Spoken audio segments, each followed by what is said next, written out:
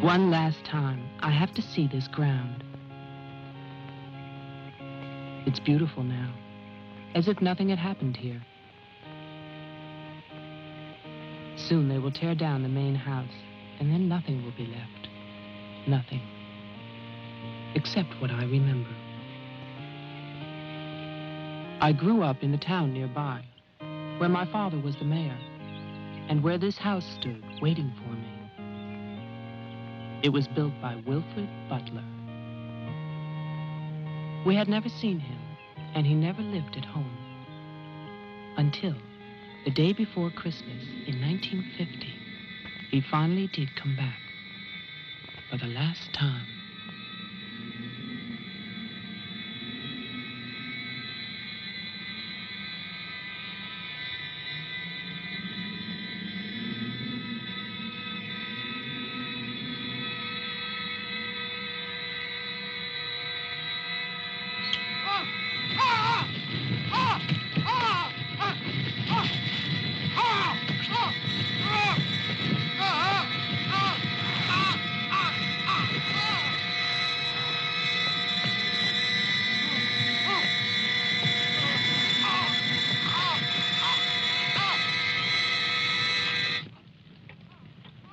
All of us believed that his death was an accident.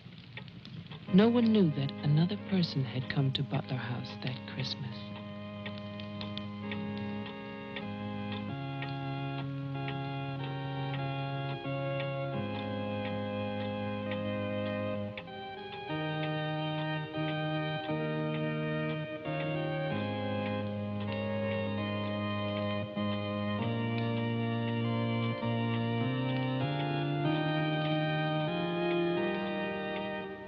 As Deputy Coroner of the County of Arlington, State of Massachusetts, I hereby find, upon evidence of an autopsy conducted by the medical examiner of this county, that the deceased, Wilford Butler, died as a result of burns inflicted accidentally upon himself on his own premises during the afternoon of December 24th, 1950.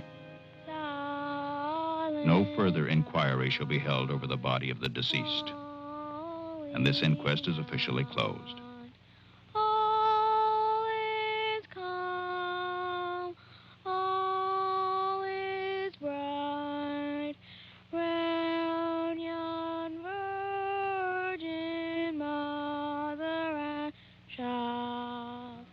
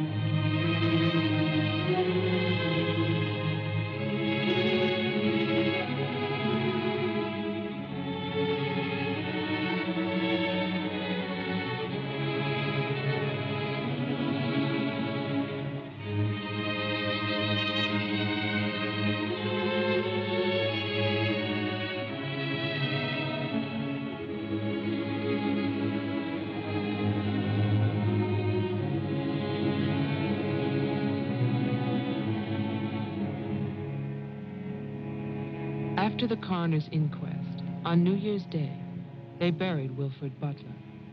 There was no one there to mourn him. It was the funeral of a stranger.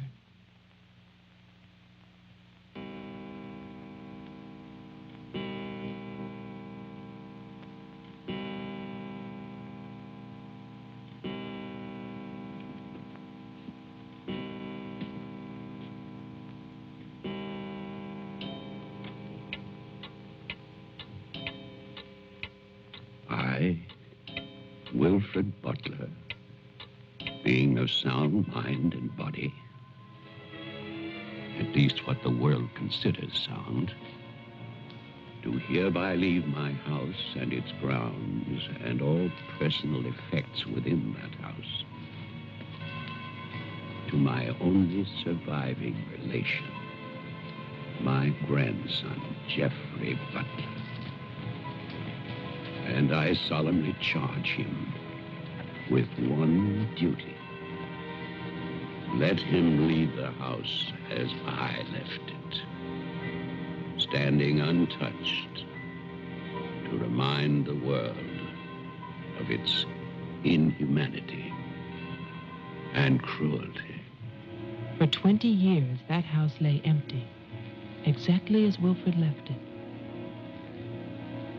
And then, last year, rumors began that it was finally being sold. The newspaper story traveled through the county to a state hospital for the criminally insane.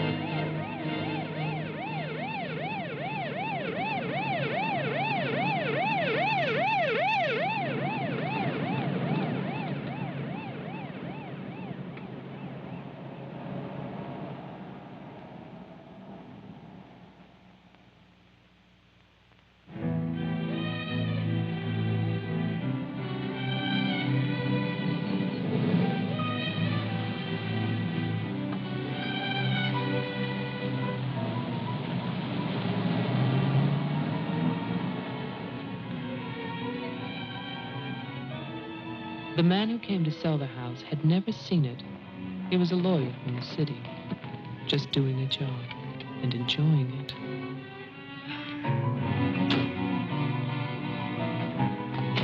Stop and look serious, please. Oh, you're hopeless. Oh, look. Hey, wait, where you going now? The mayor's gonna have a fit, kid. One more shot. Come on. Stay there. I want one together. And smile.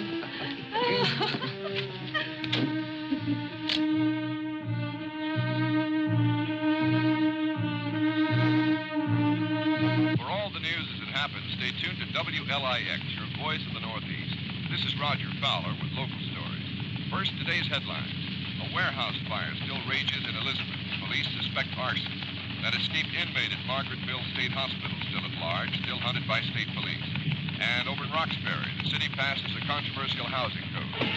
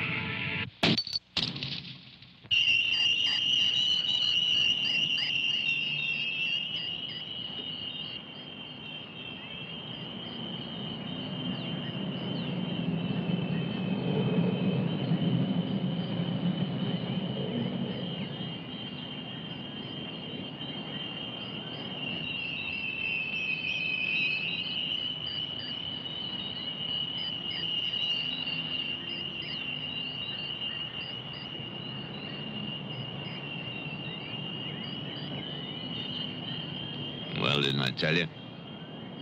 It's beautiful. Can we see the rest of it? Honey, that was it. I think the mayor's waiting for me. My love is such an important man. Right. Laura always says that. Darling, What? Don't be long. Honey, if you get bored, just look at the view. Sooner or later, that viaduct's gonna take us back home.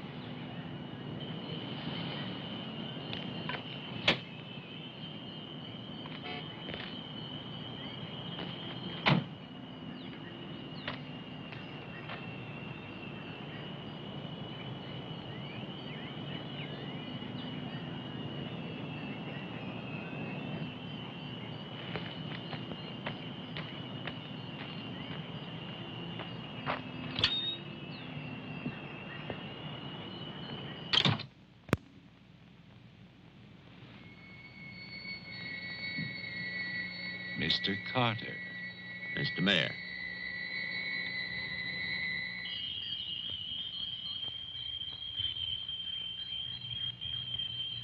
Let me introduce you.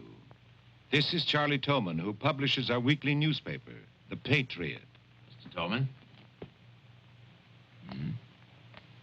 And this is Tess Howard. How do you do? She operates our switchboard. Oh, really? We call her the communications director. And this is Bill Mason. Mason. Our sheriff.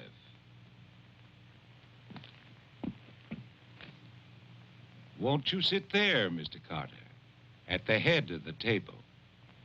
Thank you. I didn't expect to meet you all together. It's quite a reception.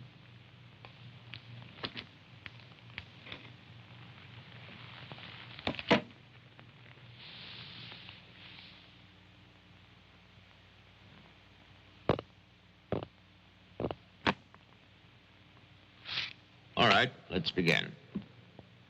As you know, I've been retained by Geoffrey Butler. The matter concerns the house that he inherited from his grandfather, Wilford Butler. Go on, Mr. Carter. I believe that you offered to buy the house for my client. Offered. We begged him. We wrote letters and we... That's enough, Tess. Well, it's true. Trouble. It was always trouble. I can sympathize. I spent the last 20 years and more driving people away from there. Prowlers, burglars, kids, they're the worst. Chasing for nothing because of that will. That drivel about humanity. No, no, no. Inhumanity. What the hell is that, huh?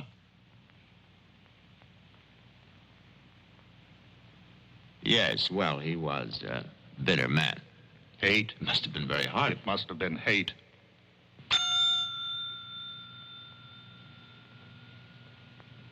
That man hated. Well, some people are like that.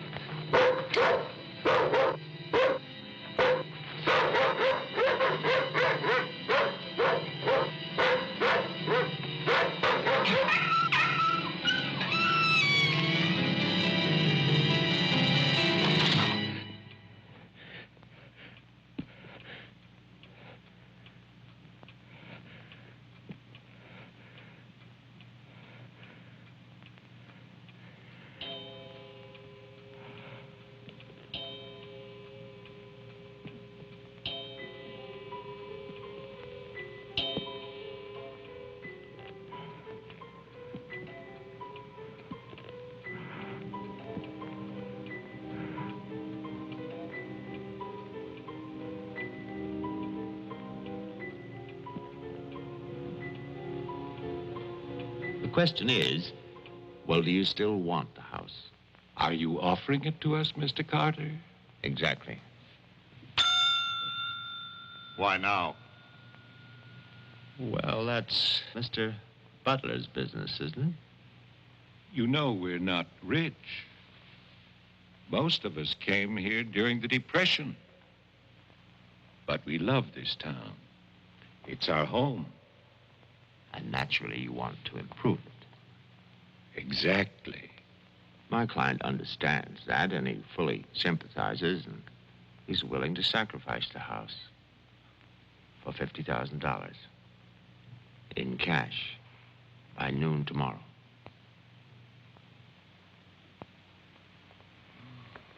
That's an awful lot of cash.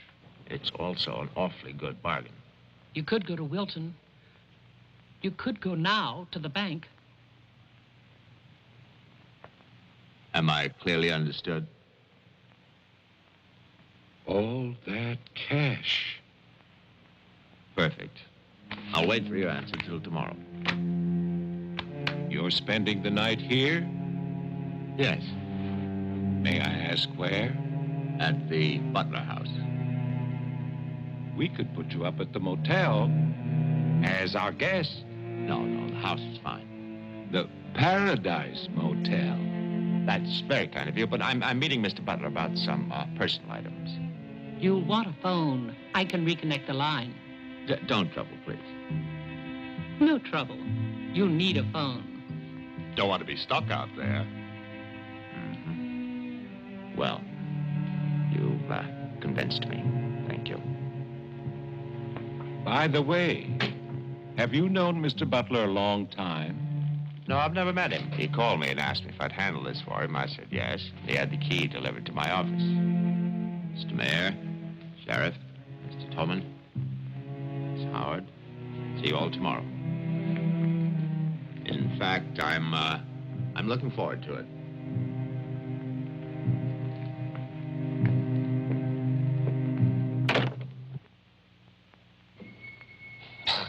Slick, really slick.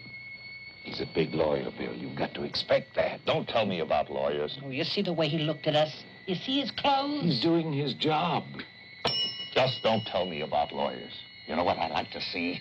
Two of them like that one talking to each other. Neither one of them would know what to believe. I love you, too.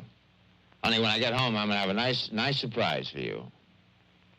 Oh, no, I can't tell you what it is now. It wouldn't be a surprise, now would it? No, I can't come home now, but it'll be very soon. Very soon. Honey, of course I miss you. Yes, I miss Mommy, too. Laura, how are you, kid?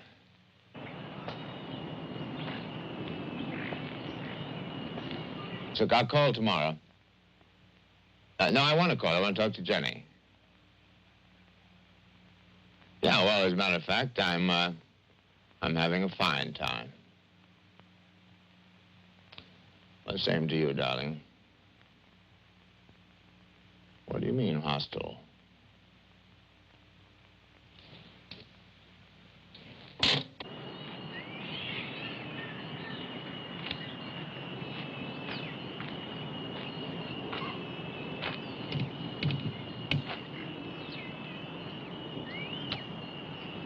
I was wondering, if we get it, what then?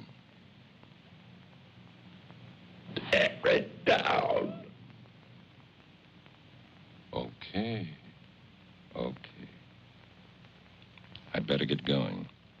Do me a favor, Tess. Call Diane, tell her I'm to Wilton, and I'll be back late.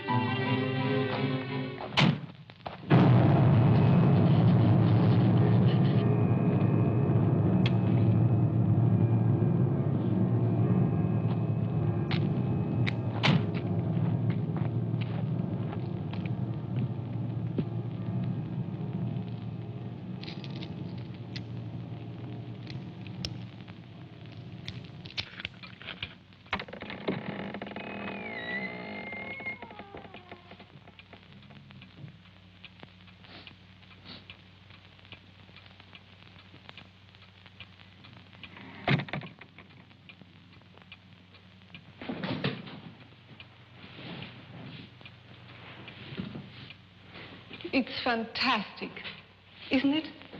Yeah. Butler wasn't kidding. Nobody's lived here for years. That would be such a waste. It's his grandfather's monument. You know, There's a caretaker who keeps this place just the way he left it. What kind of monument is this? Well, that's the trouble. Nobody remembers anymore. That's what usually happens in America. I remember this. And he walks with me, and he talks with me, and he tells me I'm his own. And he walks with me, and he talks with me, and he tells me I am his own, and the joy we share as we tarry there. You're not serious. I used to hear that at funerals. At funerals? Yes. When I was a kid in Chipley, Georgia. There was also a Chipley, Florida. But they have both been subsequently eradicated from the map. None other has ever known.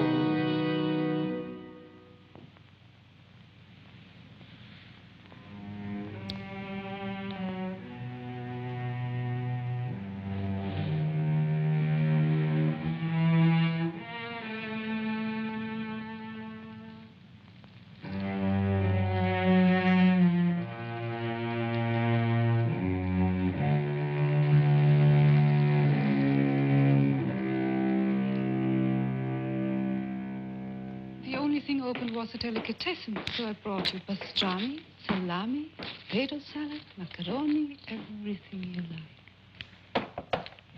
We'll have bologna and macaroni. No, some of that potato salad. Did you pick the wine, too? The delicatessen man took a personal interest in its selection. Oh, well, we got lucky again. That's early 1970. That's hard to come by. Can I have some, too? Of course you may.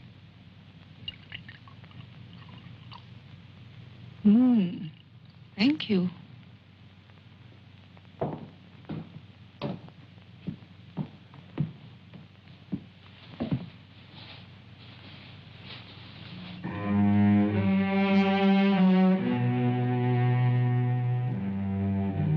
It must have been wonderful. What? The people who lived here. They must have had a wonderful life. Well, I hope they did. Wilford Butler must have believed in something. Look at that stone fireplace, parquet floor, the mahogany, this table. Now, you probably think this place is made of wood, right? Well... Wrong. You know what his grandson told me? Underneath that wood, there's 2 feet of stone. The foundation is 8 bricks wide. Now, someday they're going to come in here and they're going to tear this place down and they're going to build little tract houses all over this property on quarter-acre and half-acre lots. And that bulldozer's going to come up that hill toward this house. And it's going to get the surprise of its life. They built a kingdom out here. Only nobody's left. No? Butler has a grandson. No. He's probably like the rest of us, wants money. You know, he's asking $50,000 cash for this place, and if he only wait, he can get at least $250,000. But he won't take his time. So he'll get screwed.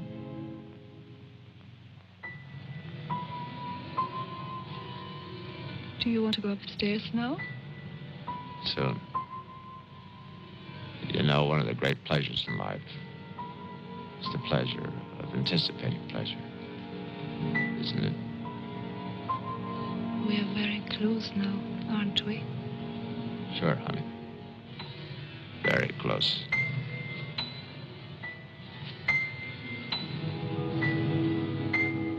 I don't see any beds yet. Well, keep looking, honey. Butler said the place was furnished.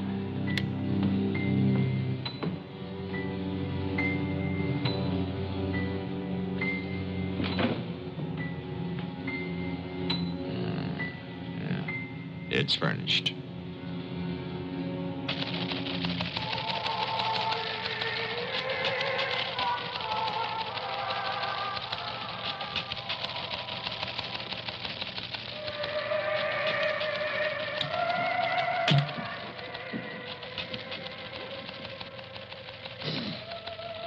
anything doing? No, sir. But look at this.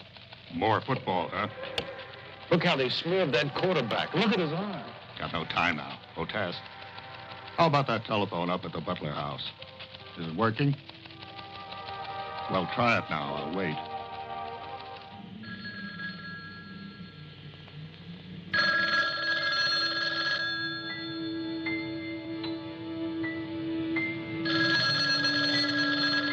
Hello? Oh, yes, Miss Howard. Yeah, the phone's working fine. Very nice of you to call. Thank you. Good night. Honey, I'm going down to the car to get some cigarettes. Be back in a minute. Okay. Don't get lonely. No, no.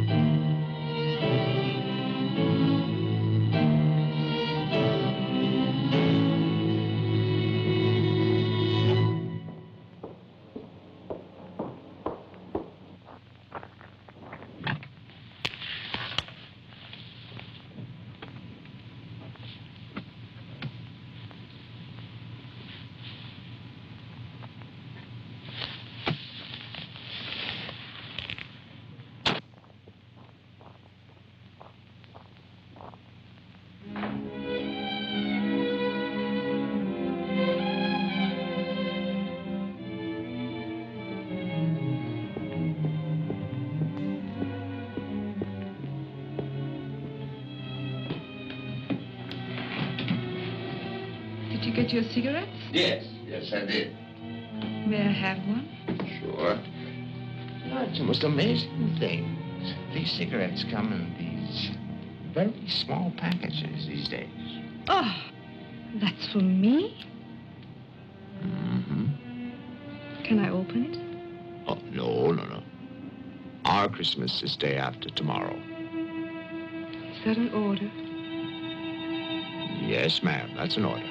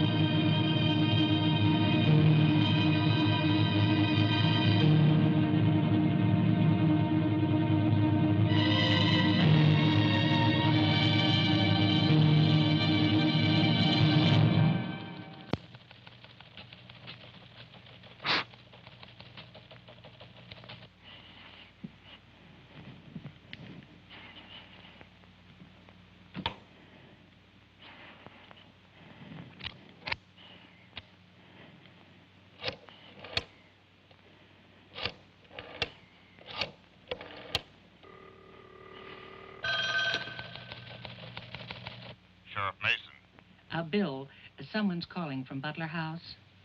Okay, put him on. Go ahead now. Mr. Carter? I'm not Carter.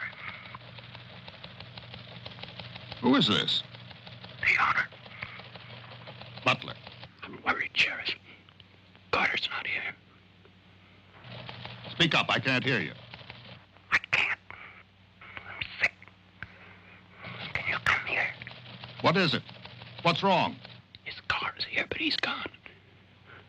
Won't you come? Okay. Now you stay put in that house. I'll wait for you. Please, hurry. I'm afraid. Now take it easy. I'm coming.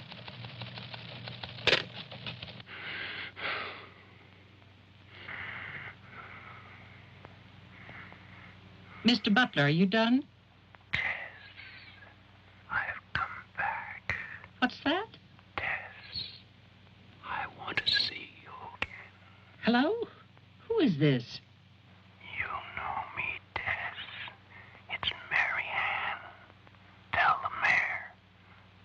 Tell them all. I'm waiting in my father's house.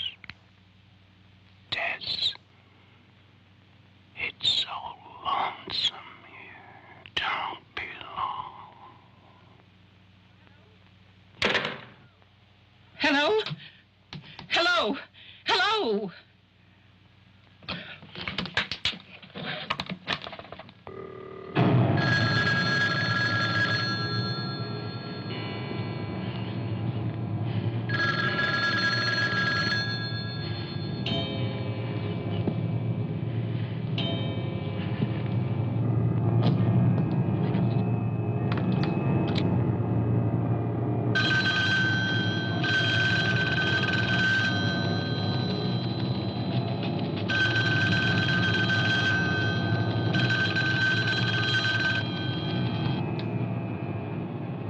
Oh, my God, where is everybody?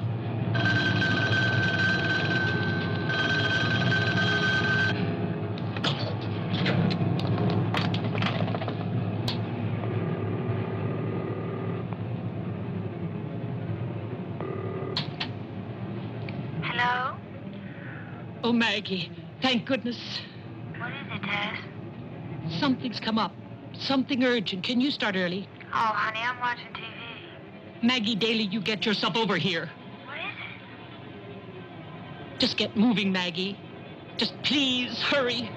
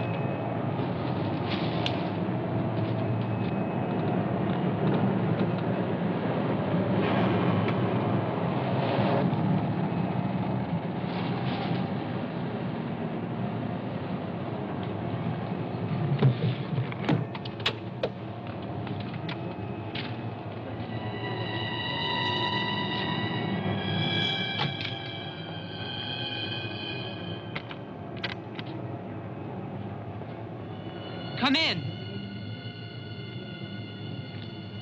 It's open.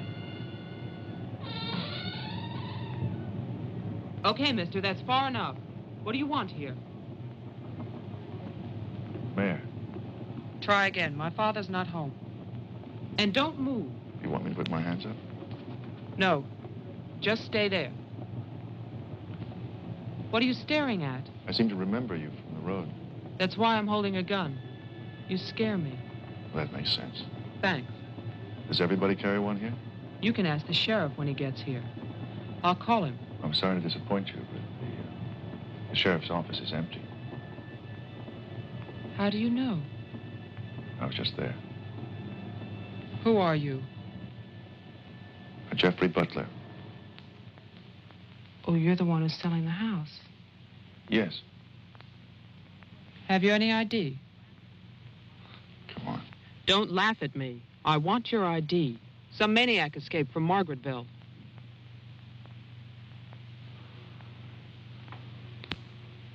Okay.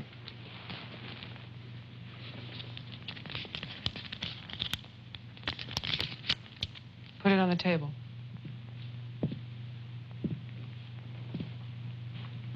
Now go back.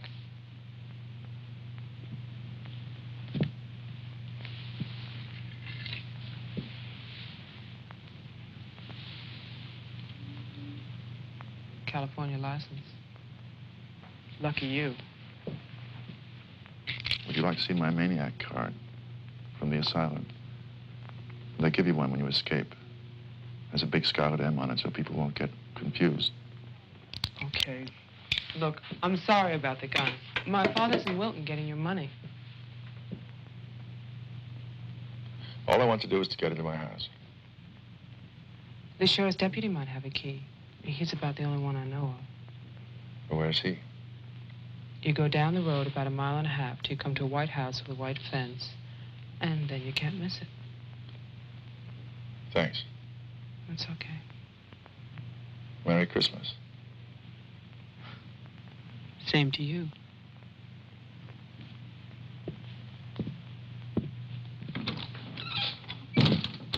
If I don't call back in an hour... What?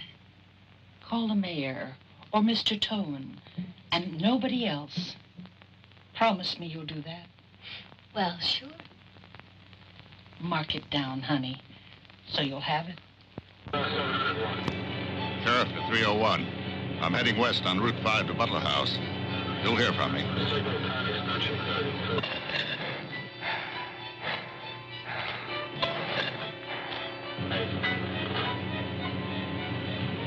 What the hell? What's that light out there?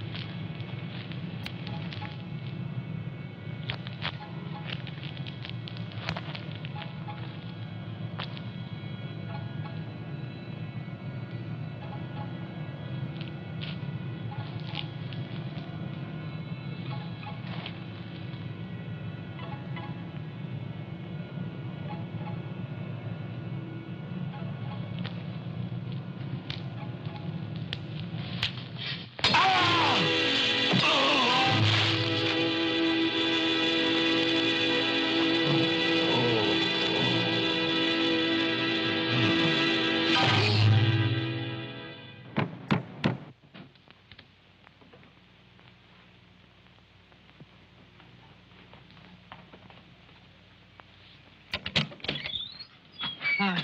Hi. Did you find the deputy? No, I wasn't there. Oh.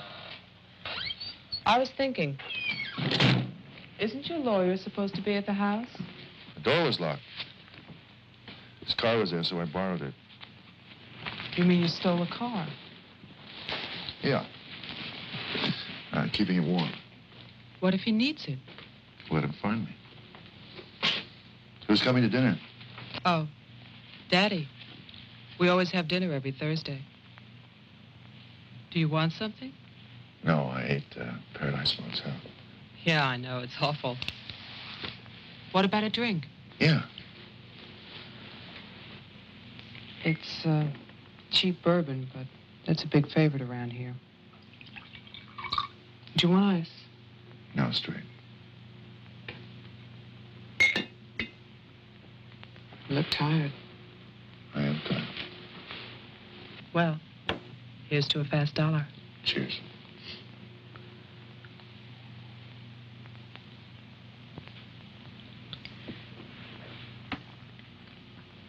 Why did you decide to sell the house? Needed the cash. After all these years? I need it now. Huh. What's it like on the inside? You know, I've never seen the inside. When I was a child, my father told me to stay away from it, or something terrible might happen. Sort of like a haunted house. I haven't seen it either. You're going to sell it and you've never seen it? Yeah. I don't know. It's too bad. It's about the only place to see around here. Oh, I forgot. Someone keeps calling with a message for my father. She says that she's waiting at your house, in the reception room. What woman is waiting in my house in the reception room? Oh, I don't know. It's not a voice that I know. I better go out then. Can I come too? What for? I'm pushy. I suppose you'll be going back to California soon. California? You said you lived there, remember? No, I'll be traveling. Jeff, look. It's the sheriff's car.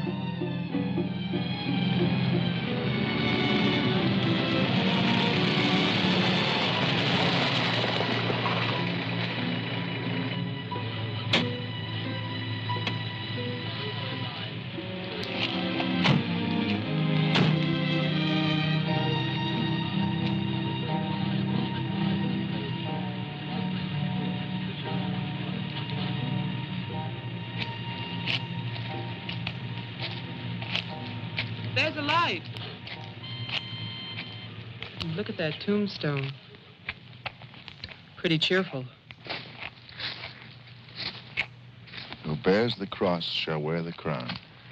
Wilford Butler. My grandfather. Oh.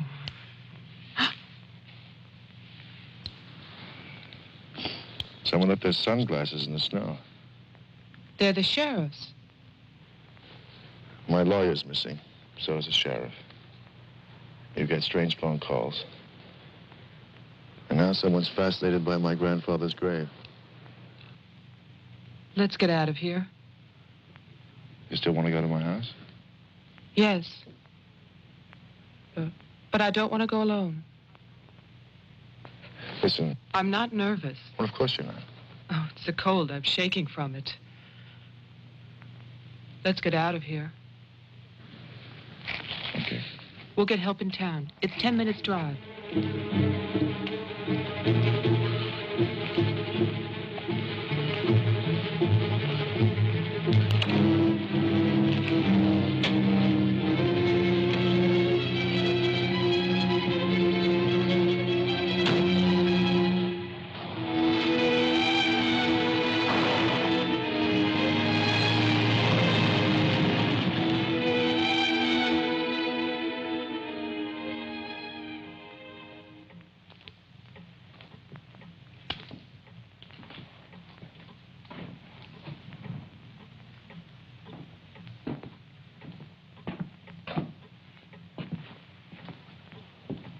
Good night, Mr. Toman. Have a nice holiday.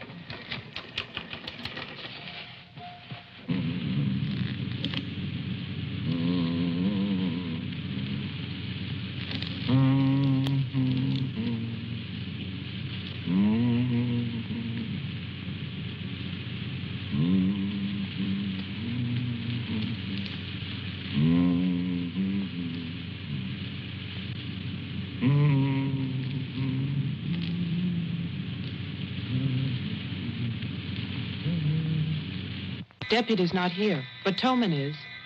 Who's Toman? Come on, you'll see.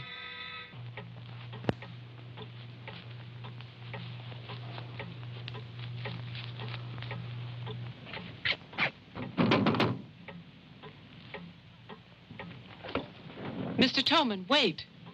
No, please, I have to talk to you. I'm sorry. This is Geoffrey Butler. He's the one who's selling the house. He can't get inside the place. And my father's gone to Wilton. So we wondered...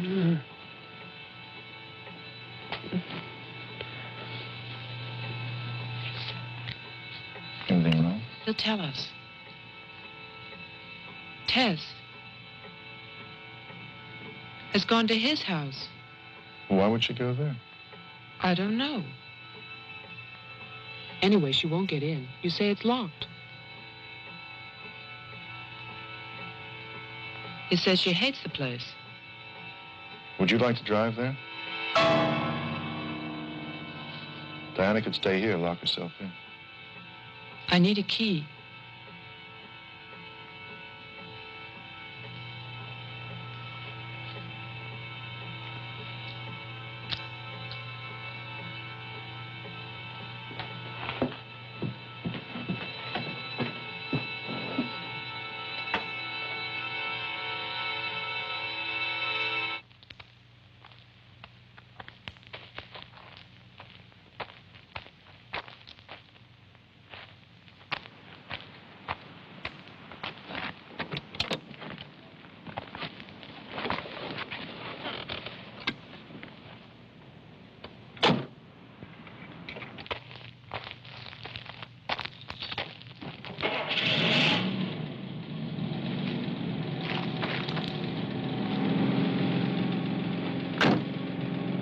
Oh, man, this isn't my house. It's Tess's.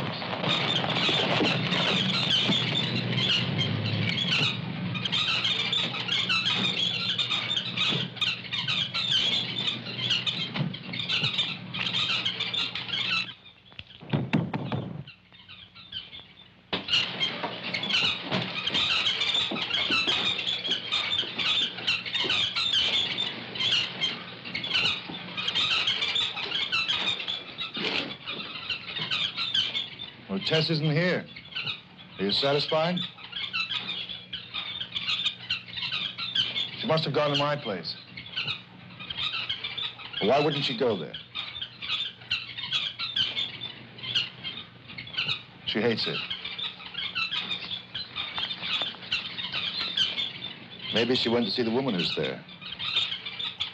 Someone called the mayor's house before. Said she'd be waiting.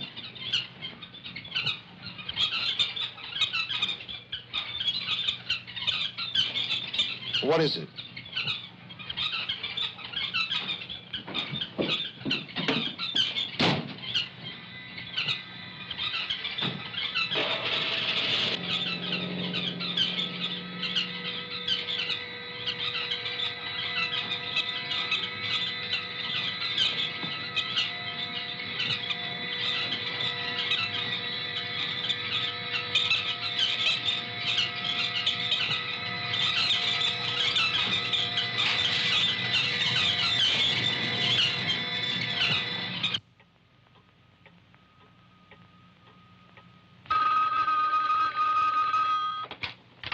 Hello, Jeff?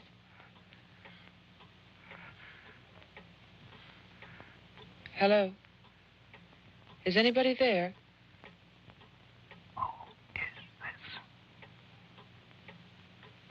I'm Diane Adams. I spoke to you before. Bring your father to the house. This is Marianne. Tell him I have the diary. I'm waiting. Who are you? He'll know. Christmas Eve, 1935. Hello? Hello?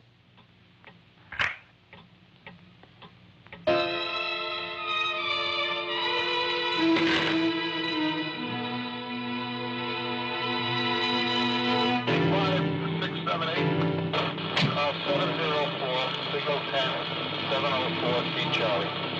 704, signal 10, 704 C Charlie.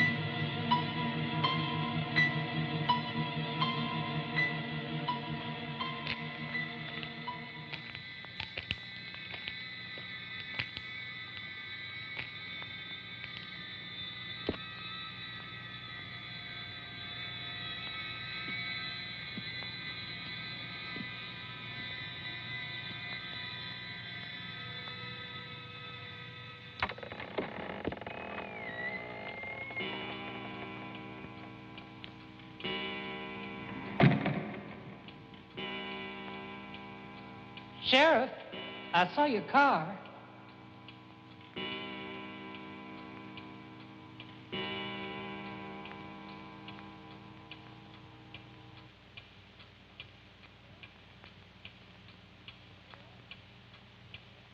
Bill? Is that you?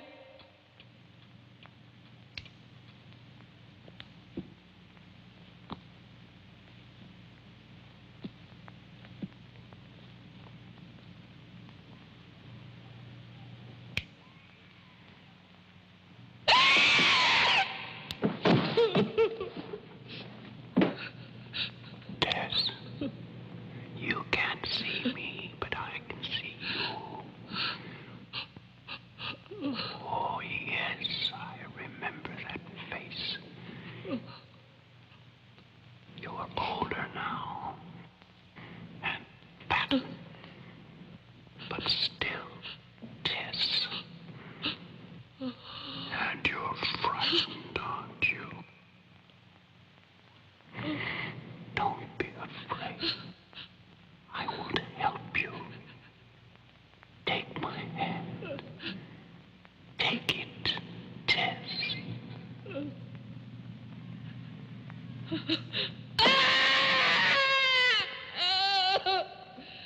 1920. The person on the telephone said 1935, Christmas Eve. But that's not the beginning. In 1927, Butler House was restored by Wilford Butler. After that, I find social notes, parties, nothing special. Then, in 1930, Butler's wife, Catherine, dies of tuberculosis. In August 1933, it starts. Wilford Butler's daughter is cruelly attacked and raped. Her name is Mary Ann, the same name as the caller who left those messages tonight. She's 15 then.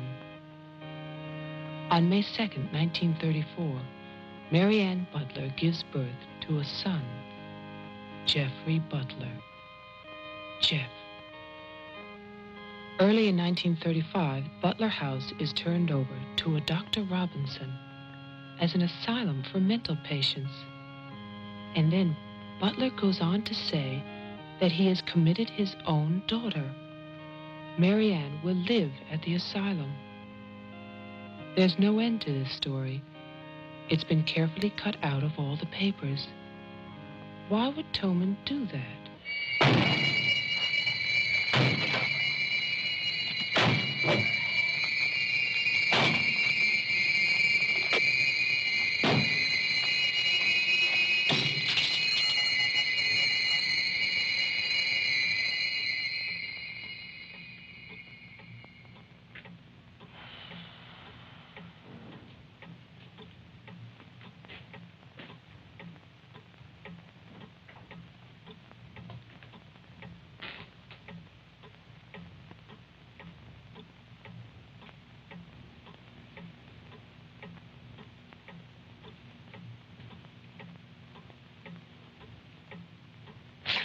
You scared me.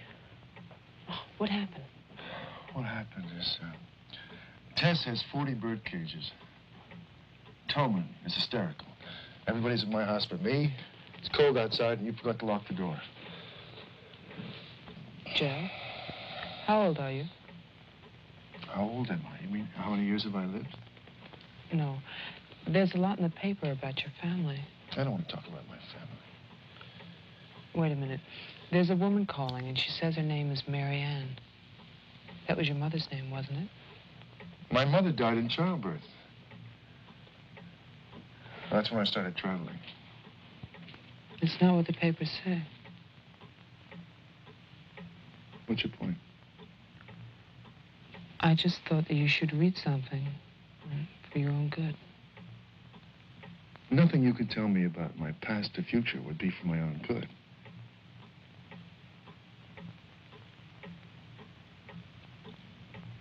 Where is the paper? It's on the table.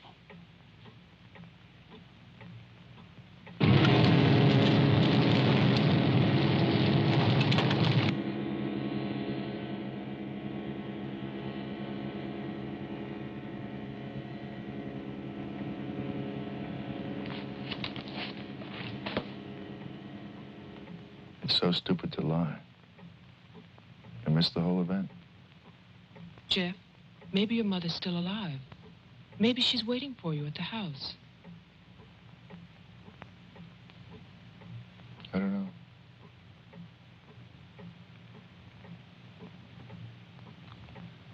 Come on. No more side trips. Let's go out there.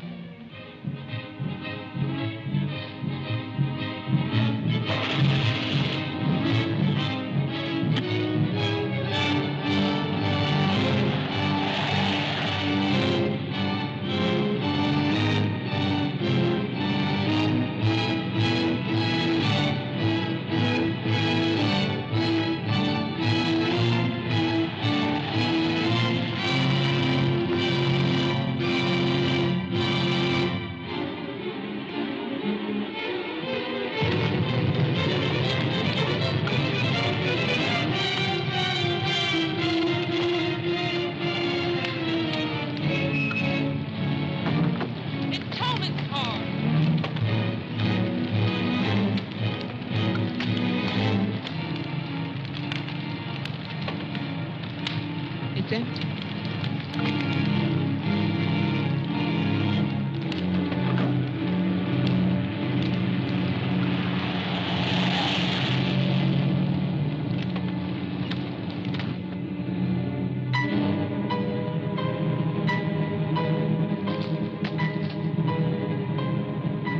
Jeff, look!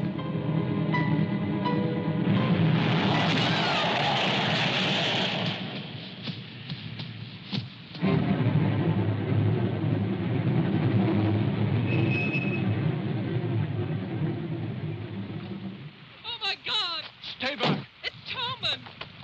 Stay back!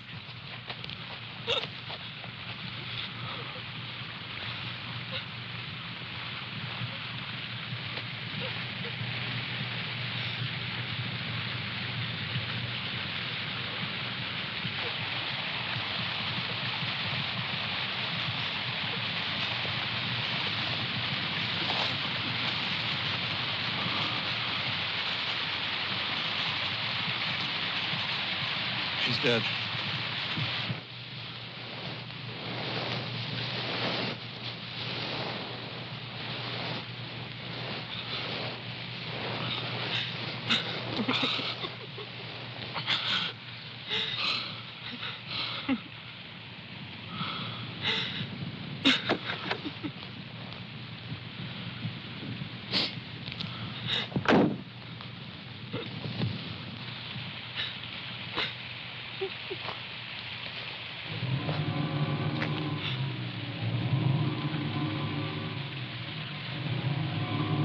His hands.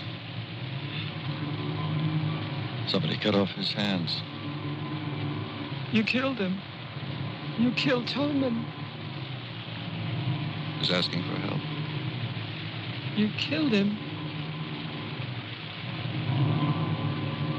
Get in the car.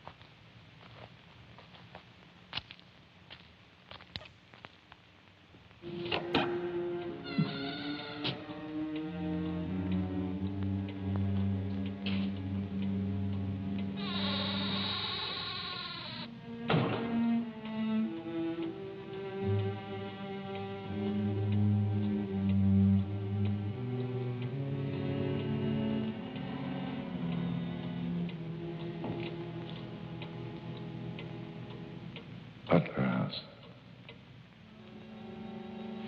The keys. He took them.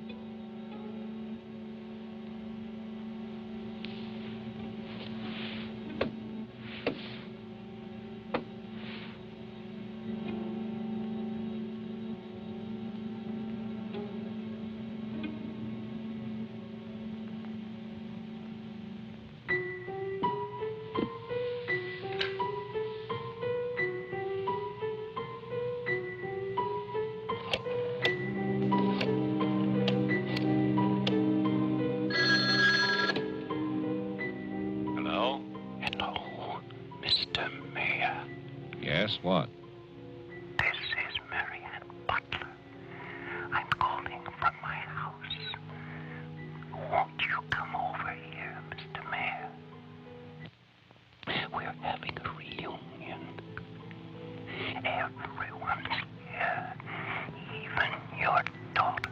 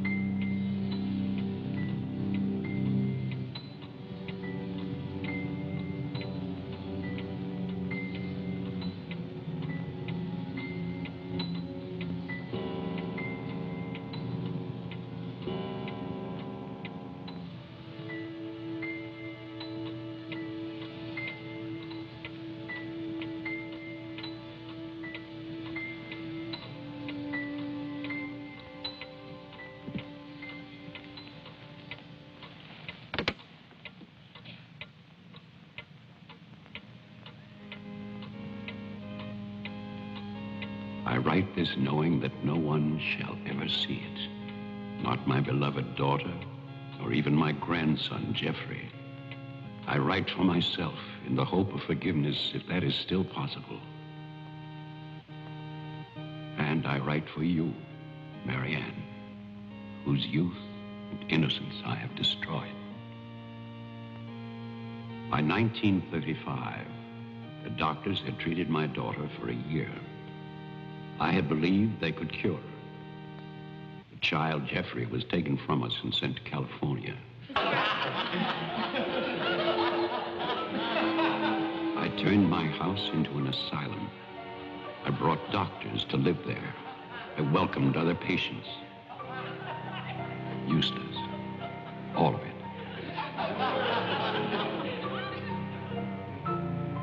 I remembered what she had been.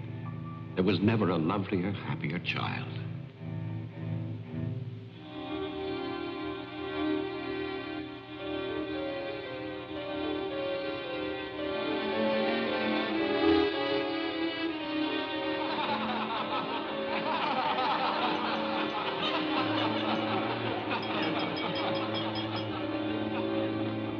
Ladies and gentlemen, now quiet, please. I propose a toast. Doctor, please. By Christmas of the first year, I knew that I must act, not for myself, but for my helpless child. Led him to create this institution. Our friend... I had no plan. All I knew was that I must take her from these men with their promises, their lies. Shall we? Huh?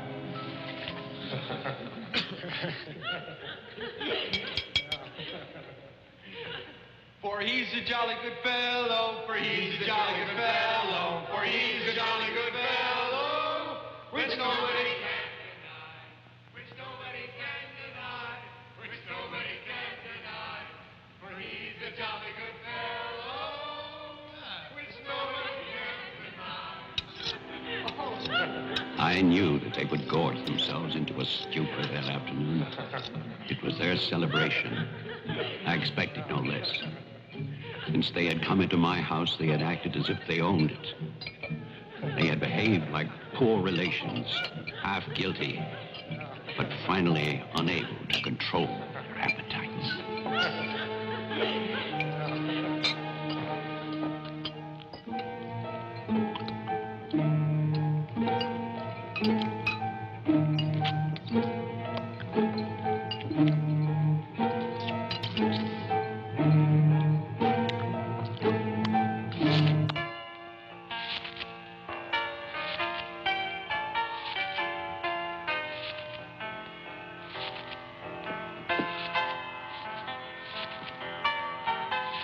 After dinner, they danced and drank as they usually did. All the time, Robinson would smile and reassure me. They expected me to believe, because I had no choice. Wilfred, trust me. He really believed Marianne would be well. He saw a light. There is a light at the end of a long tunnel. Believe me.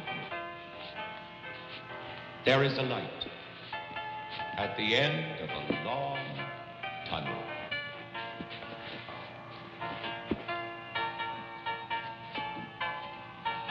Stay here, Doctor.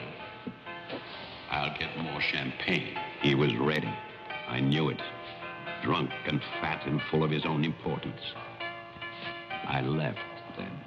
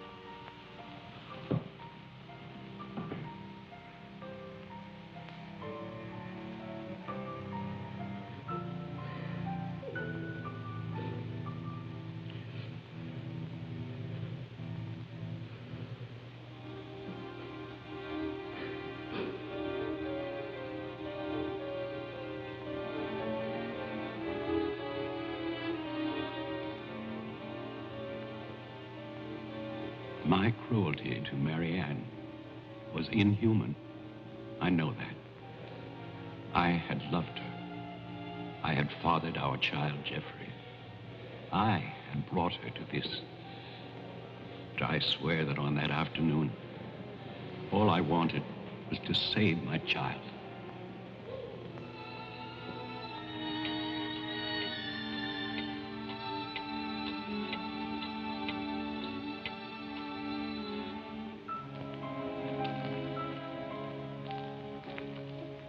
My hope was to get her away from that house.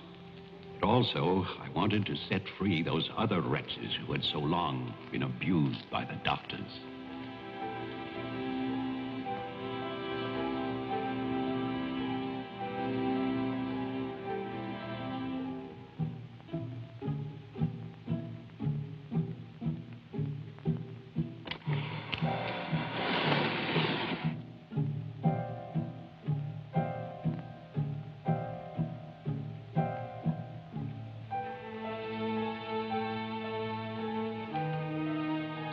I knew what they might do if these inmates were freed.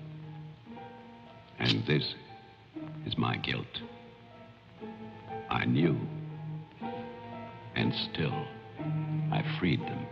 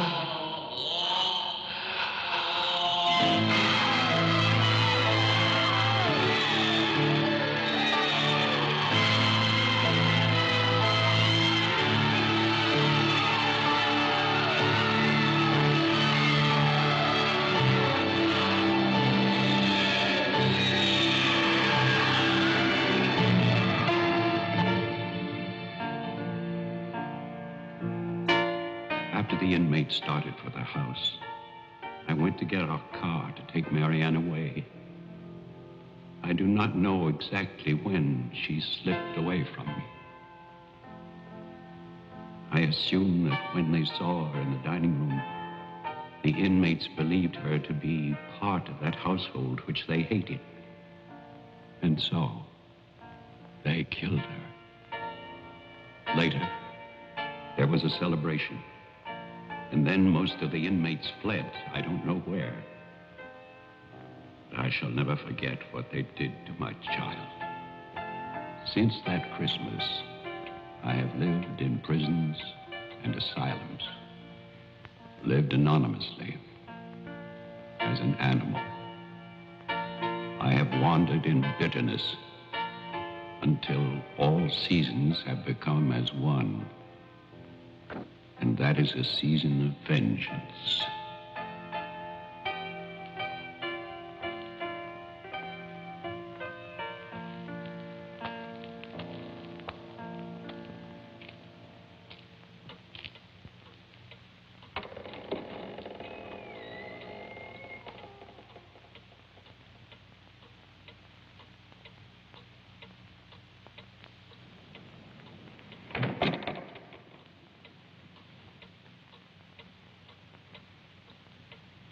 Jeff.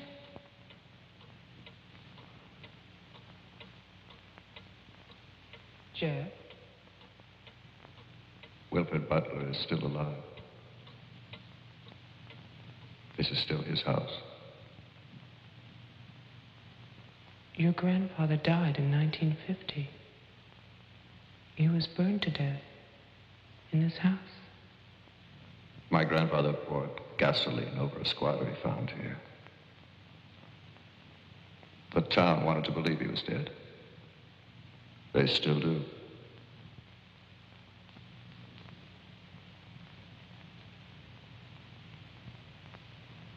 This house was an asylum. There was a massacre by the inmates. Tess, Tolman, the sheriff.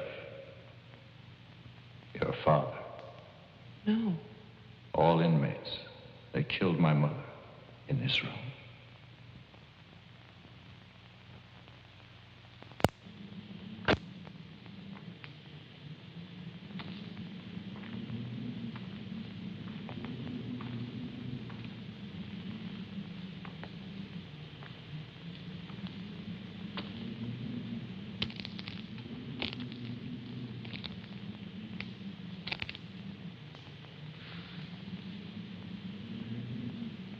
Who's that?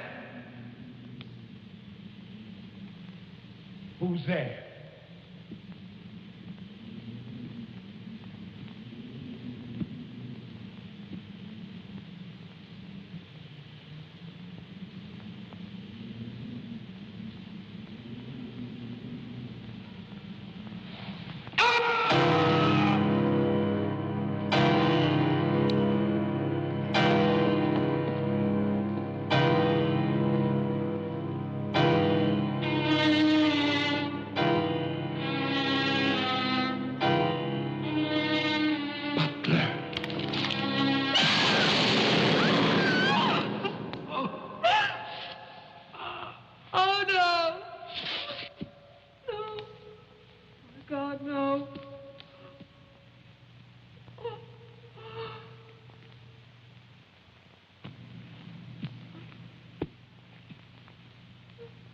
Daddy? Daddy?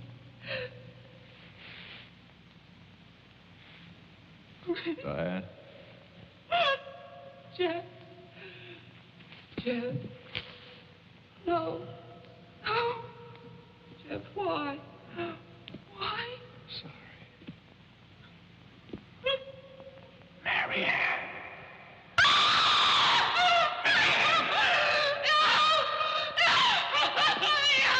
Don't run away. Don't. I'm your father. Don't be afraid. I won't hurt you. Please. It's all right. I won't hurt you. I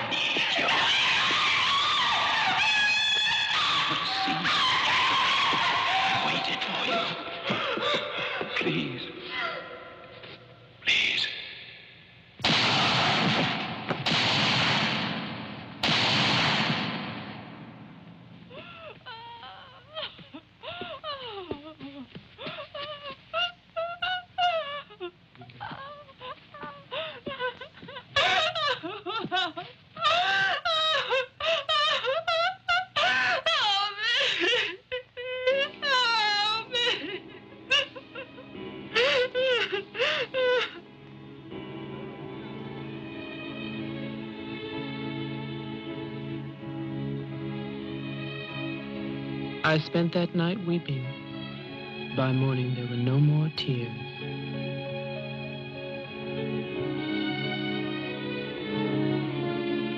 I know that my father and Jeffrey both thought they were shooting at killers, but they were simply the last victims in that house of victims.